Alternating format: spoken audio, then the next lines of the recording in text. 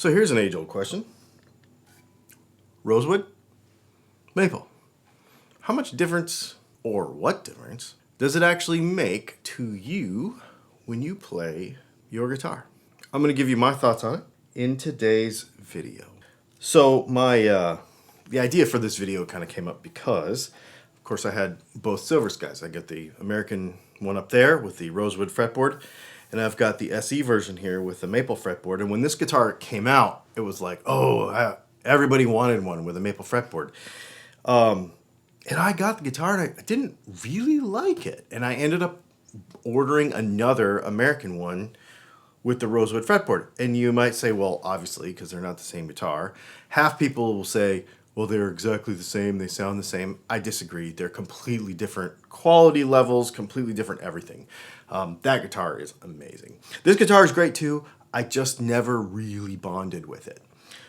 So we're going to dive into why I think that is. Before we get started, I want to thank my Patreon supporters and YouTube members and everybody who uses Super Thanks and Super Chat and everybody who uses Dylan Talks Tone to buy their pickups, because we don't really have sponsors for our videos. However, I wanted to mention one today because I talk about Runway audio cables every once in a while.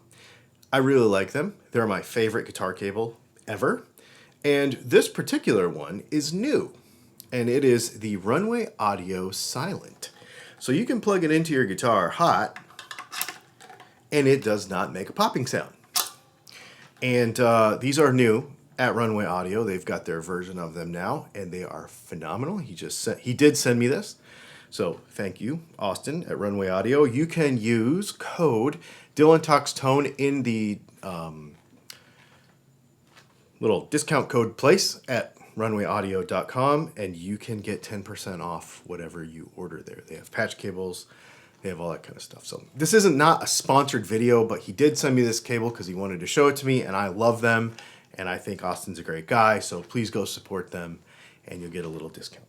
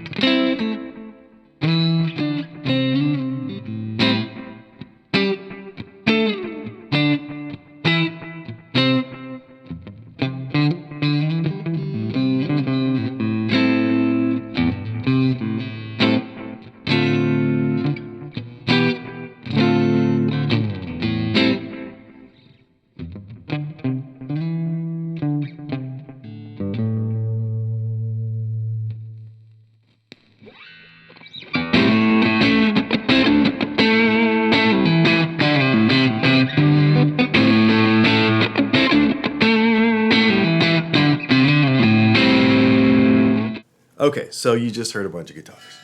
And you're thinking, wait a minute, this makes no sense. First of all, you used overdrive. I can't tell what's actually going on. Second of all, we didn't even use the same guitars. Batfish, which is the black guitar with the tortoiseshell pickguard, that actually has a 25.5-inch scale neck with a poison wood fretboard on it. So that's not actually rosewood. It's a different kind of wood on a roasted maple neck. Okay? Let's see what else we got. We got the Fiore with the maple neck. We've got my custom DC Junior up there with a rosewood fretboard. And we've got this guitar with the maple neck. And we also have the pink guitar with the rosewood fretboard. Why would I even do all of that? Because there's no way to A/B test any of these guitars that we talked about today. Because this is not the same guitar as the American one, because the pickups are different. Everything's different, actually. It's not even the same. Different fretboard radius, different frets, different everything. So why would we even do this? Because the number one most important thing that I think people overlook when they talk about guitar playing and the tone that they're trying to get from the instrument is their interaction, the physical interaction that you have with the guitar, okay? If it was just down to the actual gear, then you would be able to get the tabs for any song, for any John Mayer song, right? Like you could take that pink guitar right there, get the tabs for any John Mayer song and sound exactly like John Mayer every time, if it was only down to the gear. Now you're going to say, well, I'm not as good as John Mayer. Yeah, but there are easy enough phrases by every, right? There's easy enough riffs by pretty much everybody. Not everybody. I mean, Yngwie's a little tough. But pretty much everybody that we look up to as guitar players, you could pick a couple of riffs and you could get it good enough. You could get proficient enough at them. If it's Slash, if it's Van Halen, if it's everybody knows how to play Eruption, right? If it's John Mayer, any of his songs, like you could pick a few little riffs and you could get really good at them. You could practice them and you could get really good at them and still not sound like the person who originally recorded that music or played that music live. Why is that? It's because of the physical interaction of your human body with the guitar. And I don't mean any woo-woo stuff with that. I just mean how you hold the instrument, how the guitar feels in your hand. Okay, so we're not talking about tone is in the hands necessarily, but we are talking about how you interact with the guitar. And not everybody interacts with the guitar the same way. Let's take two examples. First example is these two guitars with rosewood fretboards. Now, I know they're completely different guitars. They have completely different architecture. There's no real reason to compare these instruments. However, these two guitars I am very comfortable playing, even though they are two completely different guitars. Why is that?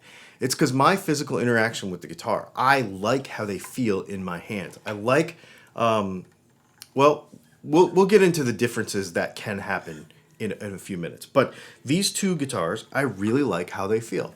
I like just when you grip the neck, the interaction with that neck is the most important thing to guitar tone, period. Because how you hold the strings, how you fret the strings, how you bend the strings, how you pluck the strings with your picking hand, all matters. Way more than any material that the guitar could ever be made out of. You could change the durometer of the wood. By that I mean the hardness. You could change the Rockwell hardness of the frets. You could change all kinds of things, and they would never make the difference that just your physical interaction with the guitar would make. I'm going to tell you why I normally go with rosewood fretboards on my guitars and why I think they sound better to me in a minute, and I'm also going to tell you why I have one anomaly to that in my collection. All right, so now we've got two maple fretboards here. This guitar is just okay to me. This guitar is probably my favorite guitar I have ever played in my life. I love the PRS Fiore. And you might say, well, that's because the pickups are amazing. That's because whatever. It's because it's a really cool color. etc. No. The number one reason I like this guitar, the number one reason I wanted this guitar the first time I played it at Sweetwater like 3 years ago is because of the neck, because of the fretboard, and because of how it felt in my hands. If you have been a follower of the channel for any amount of time, you'll notice that this, I think, at this point, as far as the guitars that I like to keep for myself, is the only maple fretboard guitar in the entire collection, because ever since I was very, very young, starting with my first Stratocaster, my 1985 Stratocaster, I have always loved Rosewood fretboards. Is it because of a tone thing? Is it because I tap tested it and it's like totally more resonant, bro? Or because, you know, like the tone's like way brighter on this guitar than it is on this guitar? These guitars are both very bright colors, so I would say that the tone coming out of both these guitars could both be very bright. You know, is the tone like browner on this guitar because the neck fretboard is... No. When you play an electric guitar, and I've given this a lot of thought, stood in the shower for hours, stared at the ceiling when I couldn't sleep, thought about this quite a bit. When you play the guitar, anything that happens in the signal chain is cool. Like, you can manipulate a lot of stuff, right? You can build tone based on anything. But it all starts right here with your left hand. And if you're a left-handed guitar, it starts with your right hand. Your fretting hand, okay? It starts with your fretting hand. When you grip the guitar and you fret a note, the force that you place on the note, the way that your hand goes around the edge of the fretboard, so that, like, what I'm saying is like this, like the angle of your fingers, like everything, all of that matters. The force, how hard do you press? Some people press really light, some people press really hard. Some people have very right angle, like their finger pads are right angled to the neck. Some of them, like me, I lean over, probably to a fault. Some people hook their thumb. I'm a thumb hooker. Think of all of the little habits that you watch guitar players have, and it's very unique to each person, right? The thing is that the way the neck is finished, to me, is more important than what the fretboard is made of.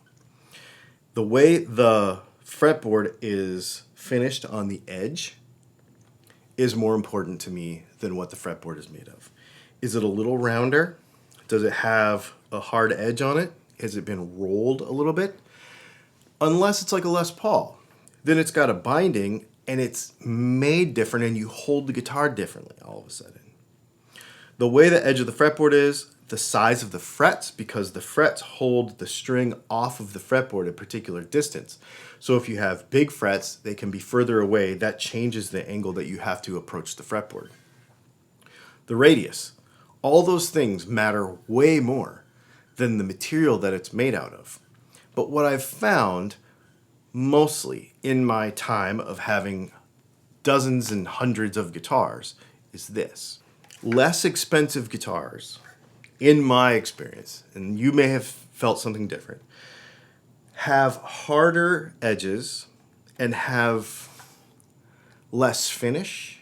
PRS is probably an anomaly in this because this is probably the better of them. But the finishes are usually a little cheaper because they go a little thinner. Sometimes on even expensive guitars, the finish it's just not the same, in my opinion. And I really normally like a Rosewood fretboard based on how the guitar is finished. It just feels better to me. Has nothing to do with the hardness of the wood, the brightness of the tone, bro. It's all about your interaction with the guitar. Now, by this point, you could be saying, yeah, okay, you're totally full of crap.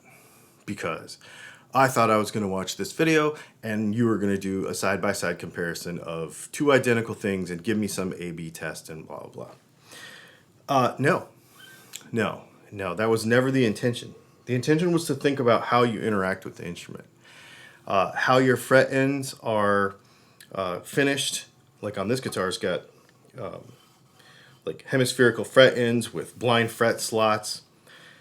This guitar has a guitar that I could tell you is Rosewood, and from there you wouldn't know the difference. When you played the instrument, though, you would be able to tell the way it feels. Does Pale Pharaoh sound different than Rosewood? No. What are things, besides the electronics on your instrument, anything from the strings out? I'm talking about, no, let's not talk about pickups. Let's not talk about signal chain. What are some things on the guitar side that could change your tone? Anything that changes how the human body interacts with the guitar. Okay? So first of all, setup. The action of the instrument, the fretboard radius to some extent, but we're going to do a whole Mythbuster video on fretboard radius because it's a bunch of crap too, for the most part. Not totally, but a lot. The shape of the neck in our hand, how we hold the guitar. Now that's going to be different for every person. So you could be in the comments right now saying, I've never played a neck that I liked of this shape. I always like these necks, blah, blah, blah. Because you're you. Your hand length, the spread of your fingers, you're you. You're different. So nobody's wrong there, right? Everybody likes something different, okay? What else could change how you physically interact with the guitar? Thus, changing the tone. The length of your strap. If you play like a jazz player and it's like up here under your chin versus you play like a rock player like it's way down here, you can already see how the angle of the dangle is going to help or change how you play the instrument.